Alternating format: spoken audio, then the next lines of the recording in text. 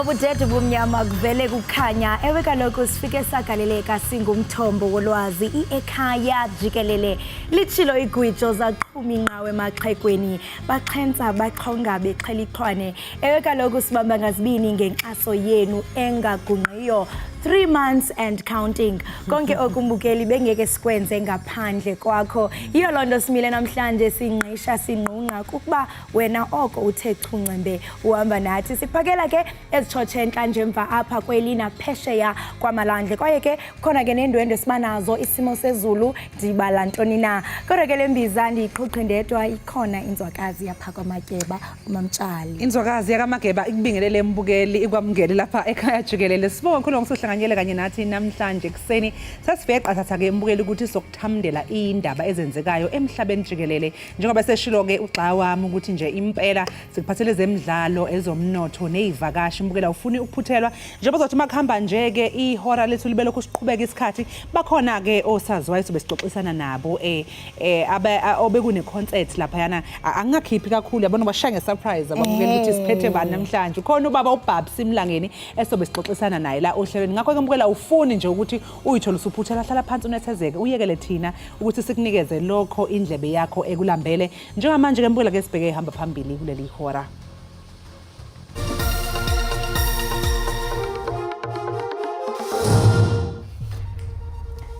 Inkundla phakamileyo yaseKapa inike isithintelo esingxamisekileyo kwisixeko ngokuchasene noqhankqalazo lweteksi zeSantaco. Olahlwe yicala lokudlengula uThabo Bester nesiqandamathe sakho Nandipha Magudumana bazovela enkantolo lingakashoni ilanga namhlanje lokho ke ngemva kokuboshwa kwalaba babili eTanzania.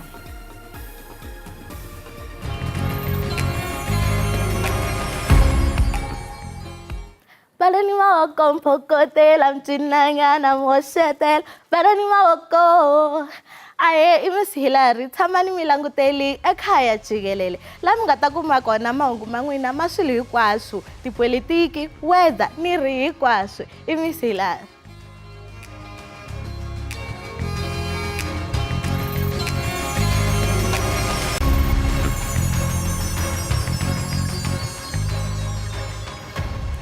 Inkundla phakamileyo yaseKapa inike isithintelo esingxamisekileyo kwisixeko ngokuchasene noqhankqalazo lweteksi zeSantaco. Lo myalelo uthi akukho mntu sithuthi iteksi okanye umqhubi onokuthi ngokungafanelekanga athintele aphazamise okanye avale isithuthi kuyo nayiphina indlela kawonke-wonke kuyo yonke inqila yesixeko ngendlela yokonzakalisa abakhweli okanye ukulibazisa okanye ukuthintela ukuhamba kwezithuthi. Usodolophi uJordan Hill Lewis uthi isixeko siza kuthobela umthetho ngaphandle koloyiko okanye umkhethe. Uthi akasayi kubakho uthethathethwano de luphele udushe. The city welcomes the Western Cape High Court's granting of an urgent interdict to the city against Santaco's taxi strike violence. The city joined as an applicant in the proceedings on Monday night, with Golden Arrow seeking a contempt order against Santaco for strike-related violence perpetrated today. The order states that no person, vehicle, taxi or driver may unreasonably obstruct, interfere or block any vehicle on any public road throughout the city metropole in such a manner as to harm passengers or delay and impede the flow of traffic. The interdict further prohibits any person from interfering with the operations of any transportation depot. The city will uphold the rule of law without fear or favour, as was demonstrated earlier today with the clearing and impounding of vehicles blockading major routes. This interdict further empowers our work with SABC to keep our roads open, protect buses and commuters, and arrest the perpetrators of disorder. Uthabo Bester ugwetywe netyala lokubulala nokudlwengula kunye neqabane lakhe uGqirha Nandipha Magudumana kulindeleke ukuba bavele kwinkundla kamantyi yaseBloemfontein namhlanje. Kuzobe kungokuqala ngqa ukuthi uThabo Bester benentombi yakhe uDokotela Nandipha Magudumana babonane selokhu baboshwa eTanzania ngoMbasa. uMagudumana kanye nabayishumi asolwa nabo bathiswe icala lokusiza uThabo Bester ukuthi eqe ejele. uBester obhekene necala lokweqa angeke asifake isicelo sebheyili kanti ke futhi kungenzeka lolu daba luhlehliswe ukuze kuqhutshekwe nophenyo. For the short end of the story, the matter basically is going to be postponed for further investigation, depending on how far the state is with the investigations, or whether they will be adding or arresting another accused. We don't know. NgoNhlaba umphenyi waleli cala wadalula ukuthi uzodinga izinyanga ezintathu ukuze aphothule uphenyo lwakhe. Ungoti wezomthetho uthi mancane kakhulu amathuba ukuthi umbuso ingabe usuliphothulile uphenyo lwawo. I believe that the state is not yet ready by now, but they're supposed to be ready by now. It will depend on the defense to oppose for further investigations postponement. uBester weqa ejele laseMangaung nyakenye emva kokwenza sengathi uzibulele nokwagcina kusetshenziswa isidumbu sikaKatleho Bering ukufeza leli tulo. Lawa owabe ngumngani kaSenzo Meyiwa uTumelo Madlala usekhombe umsola wesibili uBongantanzi njengomunye wabasolwa ababesendlini ngobusuku bokubulawa kukaMeyiwa. uMadlala uqale ukwethula ubufakazi bakhe izolo kuleli icala. uMadlala ume ngaphambi kwenkantolo namhlanje wachaza ngakubona ngobusuku uMeyiwa ashona ngabo. Sisahleli kanjalo. Phela ngesikhathi ngani nje sihleli kwaqhamuka umuntu la phambi kwaleni komnyango longelele dining street. Umuntu wakhona wayephethe isibhamu esandleni esikhombe ngesibhamu efake isigqoko enza ama-dreading ungajaheli. Ngesikhathi uMadlala echaza ngokuthi uMeyiwa wasicindezela kanjani odongeni lesi sigebengu ubese ekhomba umsolwa wesibili uBongantanzi njengomunye wabasolwa abangena endlini. Then uSenzo wayekhathi pushelwa against udonga bembamba isandla saka right. Ngifuna ngithi second suspect because ubebambe lo. uMeyiwa wabese ephuthunyiswa esibhedlela nokuyilapho indaba zokudlula kwakhe emhlabeni zamenyezelwa khona. Khumbula ngathi into engambuza yena oqala ngambuza ukuthi kanti ungibizele lento ukuthi uzongibonisa lento. Ngithe ngisakhuluma naye kwaqhamuka uKheli. Wamkhipha iwash ngala isandleni saka left. Emva kwalokho afika labonesi ke befuna ukusikhipha la ngaphakathi ne. Betha sibuyele ngale. Then ngamqabuza esiphongweni ngamvala ke ngasabuyela ngala. uMeyiwa wabese ephuthunyiswa esibhedlela nokuyilapho indaba zokudlula kwakhe emhlabeni zamenyezelwa khona. Leli cala liyaqhubeka kusasa. Isebe lezemfundo eGauteng lithi lisalinde ingxelo yovavanyo lwesidumbu somntwana oneminyaka eli-15 ubudala ekhaneleka ukuba unyanzelwe ngomnye wabafundi ukuba asele ikhefu. Izikhulu zomnyango wezemfundo eGauteng zihambele esikoleni obekufunda kuso Brian Ndlovu ukuyozama ukuthola impendulo ngokushona kwakhe. Umndeni wakhe usola ukuthi omunye umfundi kaMatikiletsheni umdlise ushevu ezindlini zangasese nokuthi ubevele ehlukunyezwa esikoleni.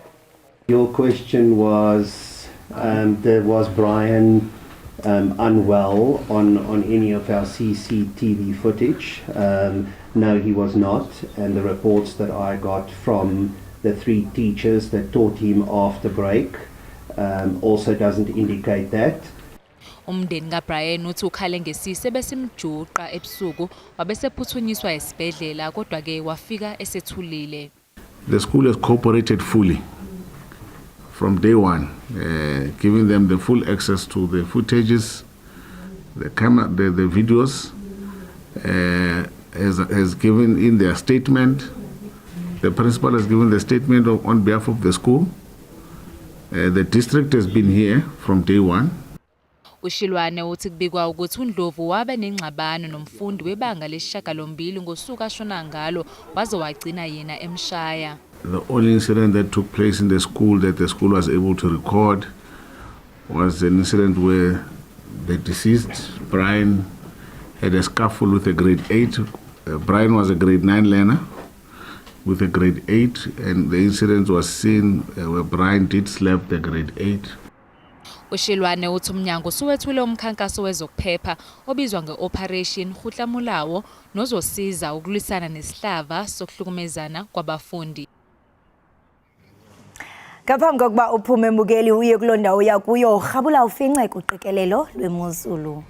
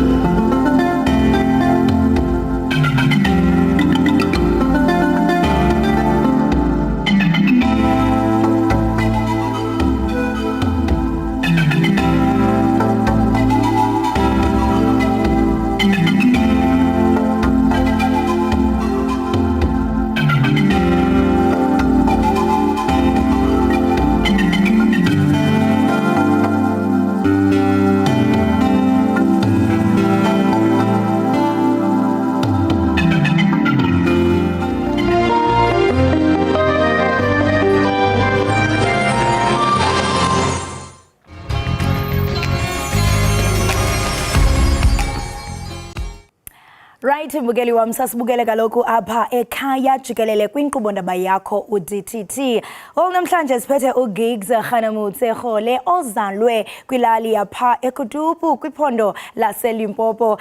Ligcisa ke lemizobo elaziwa kumazwe ngamazwe. Ngeminyaka engama-21 ubudala uRhaleke waziwa njengoyena mnini wegallery omncinci eMzantsi Afrika. Sinaye ke namhlanje apha kumagumbi ethu osasazo. Gigs, masikubulise sikwamkele Ekhaya Jikelele. Ngiyabonga.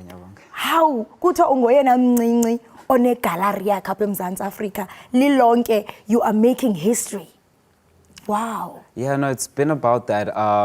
Kithomile like go America art ke sala ngwana, and I guess like having the opportunity to Nivuli Gallery at 22 years old, it really allowed me to like help promote other people and other people in the art industry in South Africa, because I think that's an issue that we have as a country, is that, you know, we need to encourage more young people to have spaces to express themselves, to show art, and really kind of like express where they want to go in terms of like the art industry within South Africa and the world. Wow, proving that indeed art is expressions.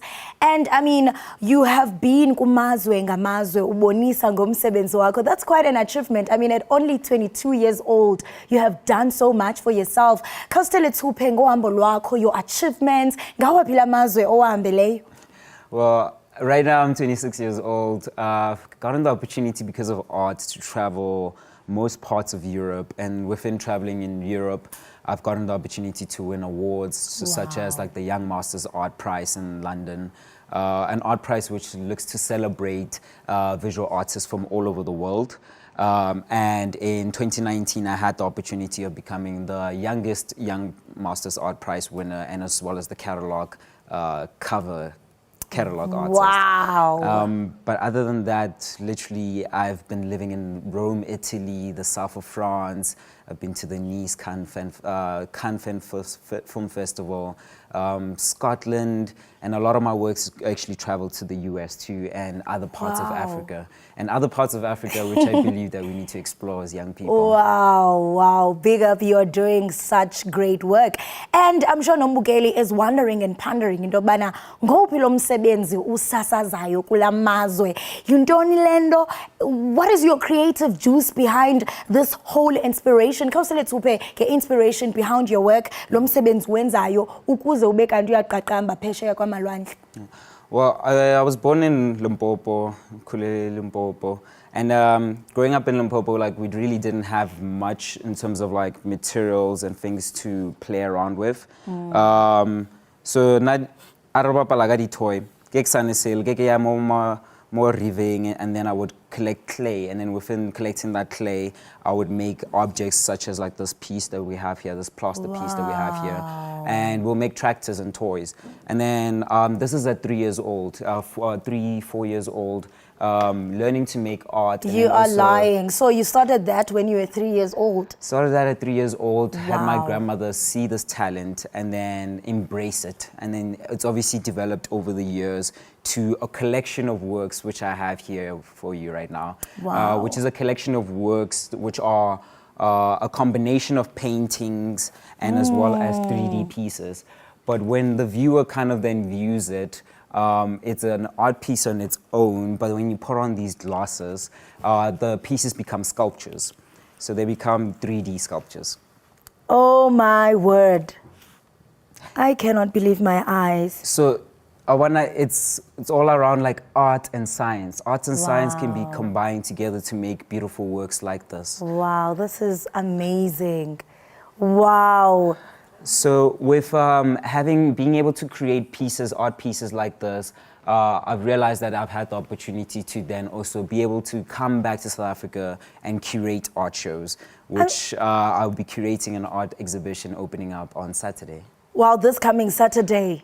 This coming Saturday in Johannesburg at Denzel and Joe's Art Gallery, you'll be able to experience magnificent work like this from an artist called Nkosinathi Mbata, which is a solo exhibition about Ubuntu and like Ogunyakandisisa and like what the human experience is. Wow, this is truly magnificent. And I mean, you're talking about having to collaborate the two, the 3D and science. How did that come about? And I mean, knowing it was a painting and art in this world that we live in, it seems that there is this evolution.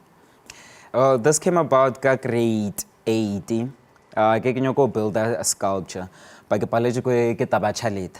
And I remember that my art teacher told me that, you know, sometimes in life, it's not about the money that you have. If you have the knowledge, you can do research, and within that research, you can solve the problems that we need to solve. And I think this goes back to real life as like young people. If we able to research and take up all the sources and materials that we do have, the connections that we do have, we can solve the little problems that we have.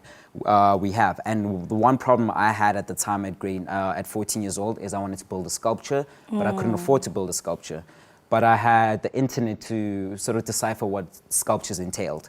And then words like 3D, anaglyph, illusion and deception came about. And then with that, I was able to then work from 14 years old to 18 years old to learn how to like make 3D movies. Oh, wow. And then from making 3D movies, I then understood that from a digital realm, I need to turn those into prints so that people can collect these masterpieces. Oh, wow. And then so turned my 3D films, and which a lot of my films would be talking about Limpopo, growing up as a village boy and growing up in Tembisa, growing up going to a private school like St. John's College, and also like the aspiration of becoming an international visual artist. So this is already dreams that I've had between 14 to 18 years old, and I was able to then turn those into prints, and then later on in life, actually get to live this dream. You are really a proof that dreams can really turn into a reality. And I mean, you're coming from Limpopo, you are a village boy, and there's this great hunger, Phesheya kwamalwandle. They want to see us as Africans telling our own stories. You're doing exactly that through art. Would you say that nyani Phesheya kwamalwandle, as you have traveled, go Rome, go France, go USA, would you say that ngenene nangenyani so Phesheya kwamalwandle basilambele si Africa? Basilambele vele. Basilambele, and we have to be authentic and true to who we are, where we come from. And like and it doesn't matter what spaces I occupy. There's elements and aspects of my life where I am that township kid from Tembisa. I am the village boy. I have had the privilege to go to a private school, so I am that private school kid. but I'm also kinna gigs hona motsegole. And in these aspects of development in life, you really take the life lessons that you've taken and you've grown up with. And now, fortunately for now, it's lessons that I've really learned from a very young age in terms of like loving, respecting yourself, respecting others, respecting the universe. And even like kasfana saka hole abana go hole. And Holiansen is like infinity, it's like the universe. Wow. And I'm able to, when I do touch the canvas, this can be an infinite amount of creation that could be made. And then in respecting that craft, respecting what you can pour into, and understanding that we are making history. And within making that history, even when you are abroad, you need to be your authentic self, because people really want to know like who people really are. And it's important for people back home to understand that, you know, I can make it being myself. Gigs Urula Rome, and he can make it, and Osali himself. Yes. And it's important for people to see it being done through us. Meaning that ungangithatha ungibeke Rome, but you cannot take out iLimpopo in me. It's really great to see that even though you are representing us as a country, you are still rooted and grounded in your true self. And it looks like the universe is just aligning everything in your favor, which is truly awesome. And I mean, I want to speak about your future projects, because ubonakala ngathi Jonga, you have everything in order. Uyazazi ba ungubani, ufuna ntoni. You spoke about the digital realm, which I feel like now that we are in the 4th industrial revolution, we are headed to that direction. What are your future projects? Where do you want to see yourself? And I mean, njengokuba usitsho into yokubana usuka eLimpopo, ingaba mhlawumbe ababasakhulayo ikhona imfundiso encancisayo so that nabo they can be the best just like yourself? Yeah, in terms of future projects, if we're talking short term, you always look at like short term and long term goals. Short term goal, we have an arts exhibition opening up on Saturday at Denzel's and Joe's. It's Saturday at 3 p.m. and it is a free arts exhibition that's open for everybody. And I think if anybody who's in Johannesburg, come to this arts exhibition, come experience art, because I think it's very important for like young Black African kids to go into galleries and exhibition spaces and view art. It is free to view. Long-term goals, I am working on building an art center in Kutubu Village. And with this art center, I'm looking at making it an international artist residency space so that there's an exchange between the international community and as well as the African community in terms of the Limpopo Village and area in the Limpopo area, and as well as an opportunity for artists all over South Africa to be in the space to exchange knowledge and skills within how to make traditional materials, how to work with traditional materials. And so that international local exchange is what I'm looking into building within this next 5 to 10 years. Right now, it's a slow building, but one friend of mine told me that, you know what, something that's worthwhile will take time and you have to be patient with it.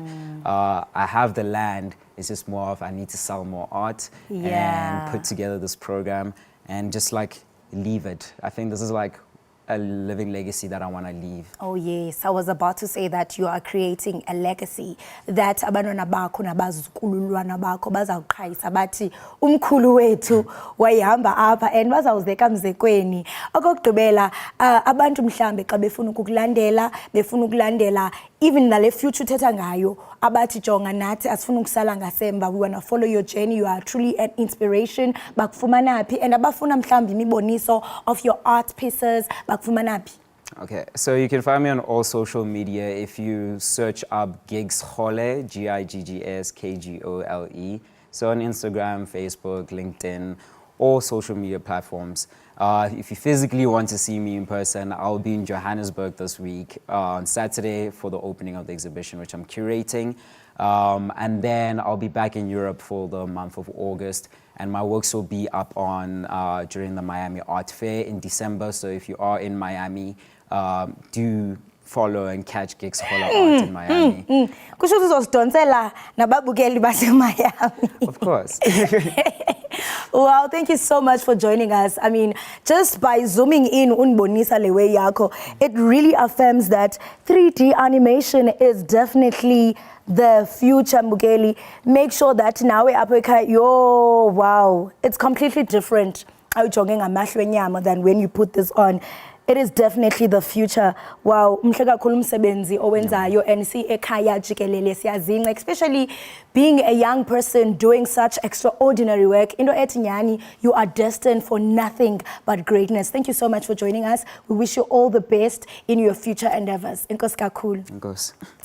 Right, mbukeli wami Ekhaya kaloku Jikelele siyaqiniseka into yokubana siyaqaqambisa izakhono zenu njengabantu abatsha. Uba ngaba nawe ke uhleli apha ekhaya kukhona into ofuna ukuziqhayisela ngayo oyenzayo, qiniseka kaloku into yokubana uyanxibela nathi kumakhasi ethu onxibelelwano. Abaqulunqi bethu baza kuthi nxeba nawe uzibone ulapha ekhaya Jikelele. Kanti ngokumbukeli njengangoku sizawuthi ke sithi ezitolo, kwanti ke ungathinyaka ngoba xa sibuya siza kuba kumangaza ukhona udwendwe esinalo apho enkqubeni. Sikuphethele kaloku igqala lomculo. Ndithetha ngayo kaloku uBabs Mlangeni. Sawuxhumana naye ke pha ku emnxebeni ayikhona ku Zoom. Wena ungayindawo siyabuya ngongoku.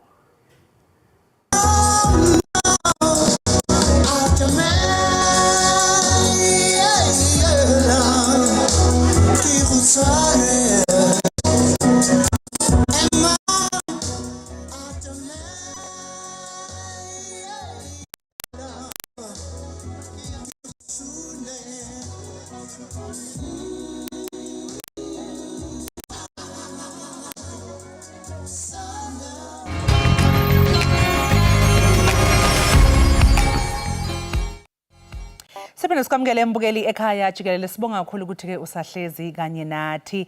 Mbukeli wohlelo Ekhaya Jikelele, ngithi nje ke ake nguxoxele indaba emfishane ethinta insizwa eyahlangana nentokazi enhle kwelinye lamadolobha asesifundazweni iFree State eminyakeni eminingi edlule. Lensizwa ke yathatheka ile ntombi, nentombi yakhangwa ile nsizwa. Kodwa ke lensizwa engumculi kwadingeka ukuthi ihambe yocula eLesotho, kwaba ke sekuba ukwehlukana kwezithandani.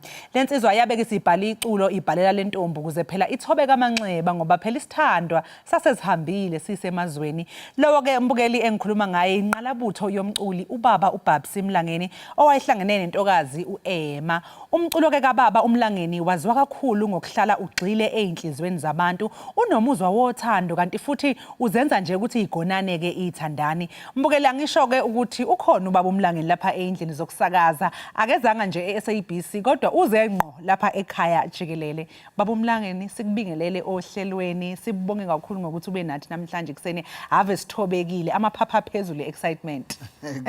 Kubonga mina ukuba lapha namhlanje ekhaya Jikelele. Yebo. Hawu bezinkulu indaba bezenzeka ngempela sonto. Bekune concert ebithi nje le eyakhe eqondene nawe ehlonipha wena. Ingabe uzizwe kanjani nje uma ngabe kuba naleli dili lomculo ebelenzelwe ukuthi lihloniphe wena? Futhi angazi ukuthi ngaqala kuphi ngoba lento le ize as a surprise. Ngoba phela ngithe mangenza iminyaka 80. 8 years. Yeah. Nge-24 zaka February phela mina ngipasses ngiyashela. Hayibo mina ngoba ngibuka nje ngibona kahle ukuthi una 55. Ngisho nje ukuthi una 55. Ngicabanga ukuthi hayi mangi-80 manje konke sokuphelile. So kufuna manje ngiyoretire ngihlale nabazukulu nezukulwane. Kanti khona abantu abacabanga kwenza into enhle kangaka. Nasika eJohannesburg City. Nasika neJabulani nasika Soweto Theatre. No labantu bangenzele into engeke ngayikhohlwa. Usaphila futhi nje into angenze ukuthi engijabulise kakhulu ukuthi at least abayenzanga lento sengibabuka ngelihlo lomoya ngisemathuneni.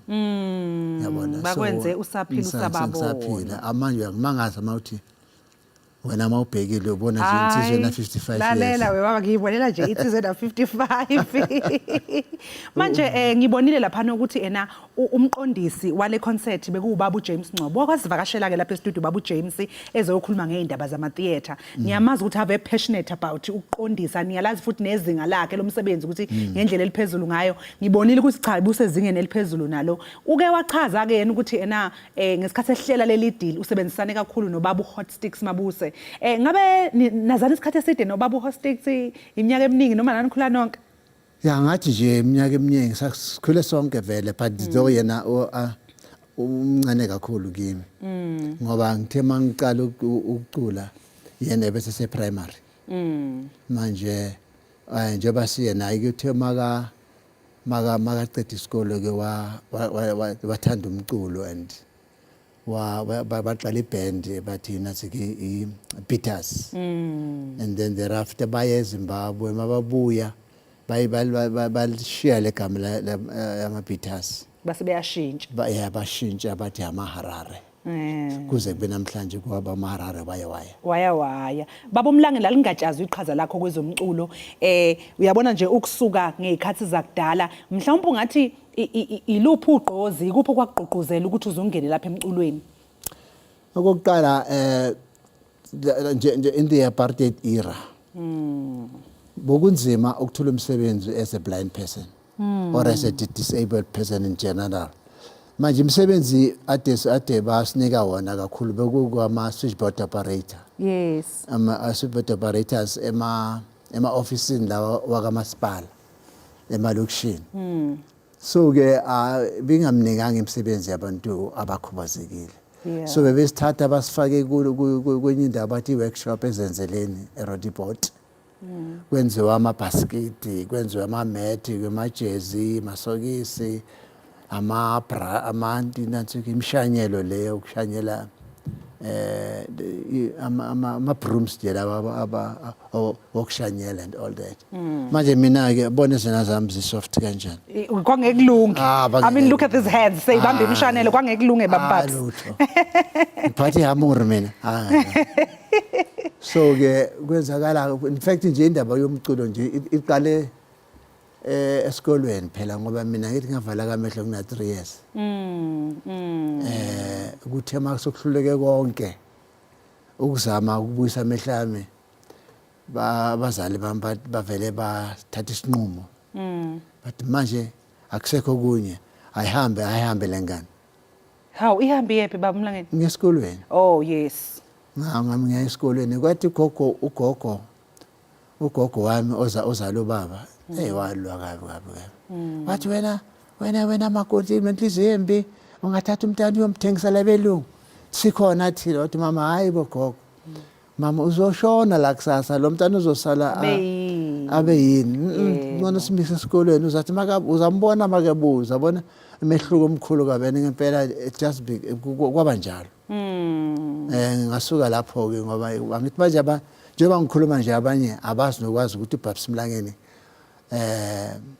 mhlamba bangibhekile nje bayacinga ukuthi ngiyabona kanti angibabona bese nami ngisazosho njalo ukuthi ongazi nje angaze acabanga ukuthi hayi ubaba uyabona kanti waqala ukungaboni usaneminyaka emithathu manje ngabe ke baba uMlangeni usuhamba nje usuhlezi manje especially after nale concert usuhlezi phansi usucabanga ubuka emuva ihistory lapho waqala khona umculo wakho uma njengamanje nje lapho khona ucabanga ukuthi ikuphi lokhu okwenza ukuthi ubuka umsebenzi wonke osuwenzile along the years lokho okwenza inhliziyo yakho ukuthi ibe content ube nokuthula enhlizweni yakho ukuthi hey ngenze kahle iqhaza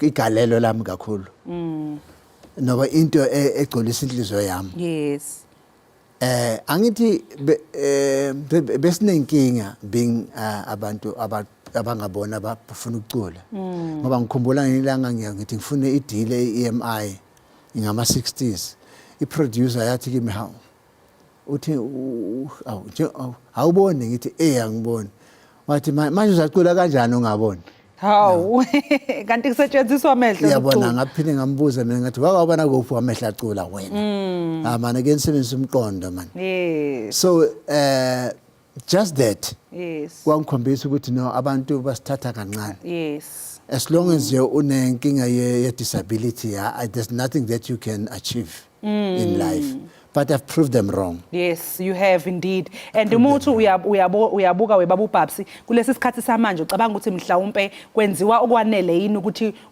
kusupportwe kugqugquzelwe amaciko nawo aphila nokukhubazeka. Nah, but it's not done enough. Yes. Abantu abakhubazekile they are always at the tail end of the queue. and abantu bayasicabangela ukuthi no kufuneka nibenzele kanje na kanje and we sigcine sesithi nothing about us without us ukuthi sibuzeni phela nathi sibuzeni ukuthi sifunane. Yes. So to go back to your question, into engigcolisa inhliziyo kakhulu ukuthi njengoba abantu ade basithathela phansi igquzo ngilifakile ebantwini nengqondweni zabantu ukuthi siyakwazi ukwenza izinto zenzeke. Khona manje I've inspired a lot of musicians la eMzansi. Yebo.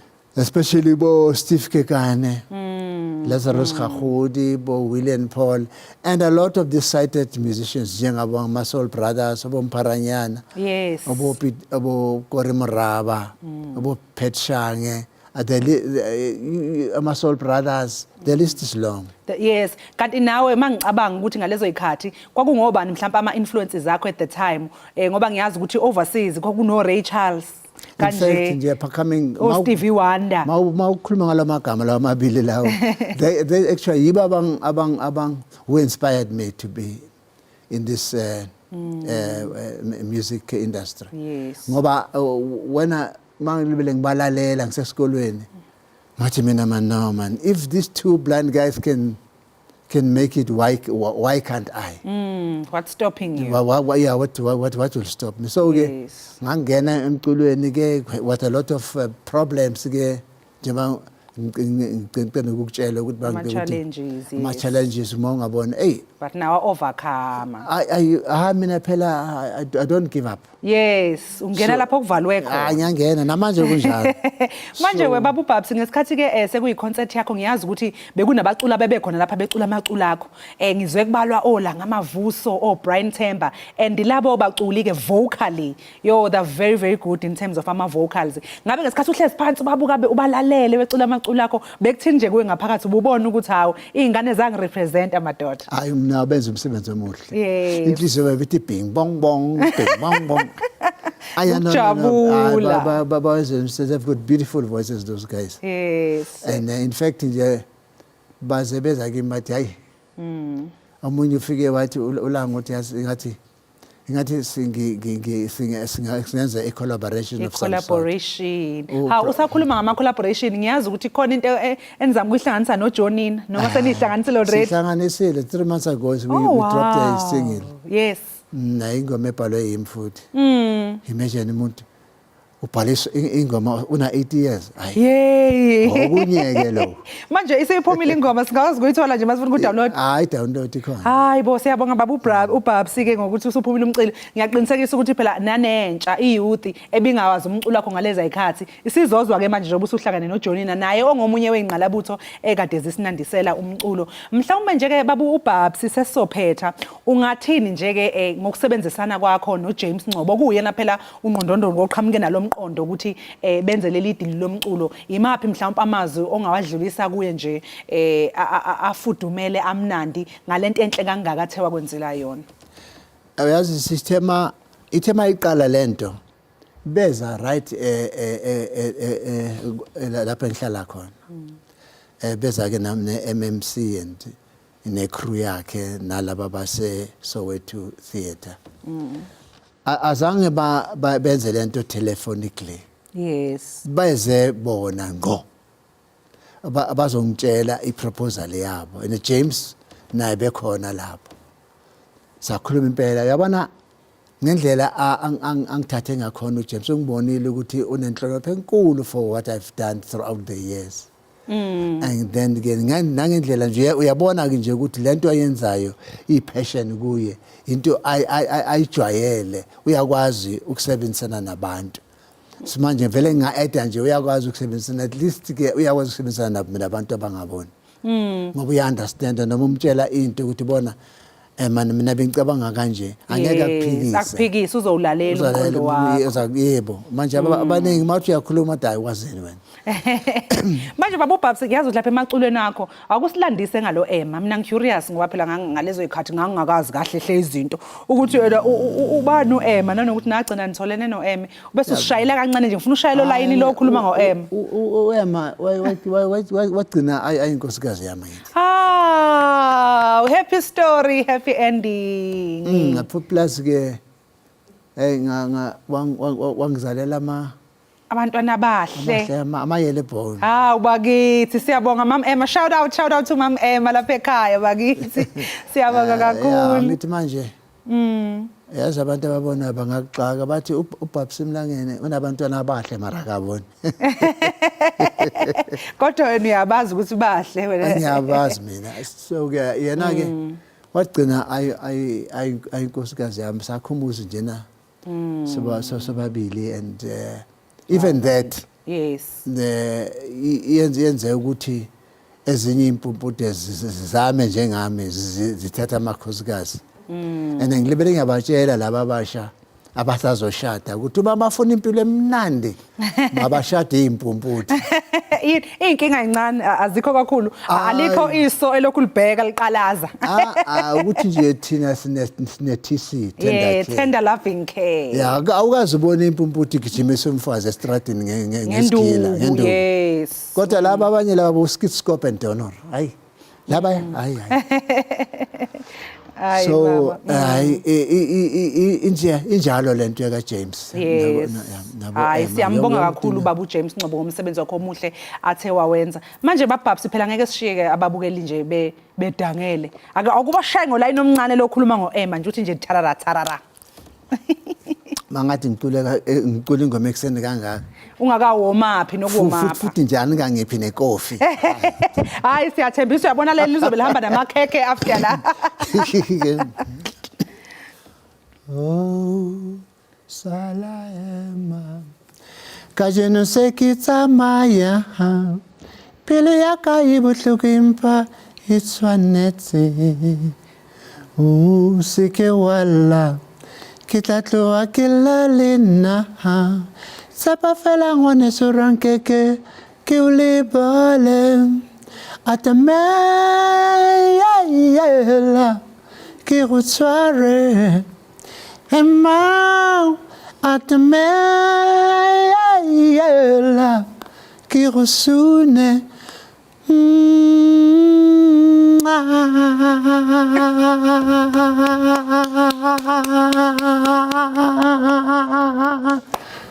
Sala Emma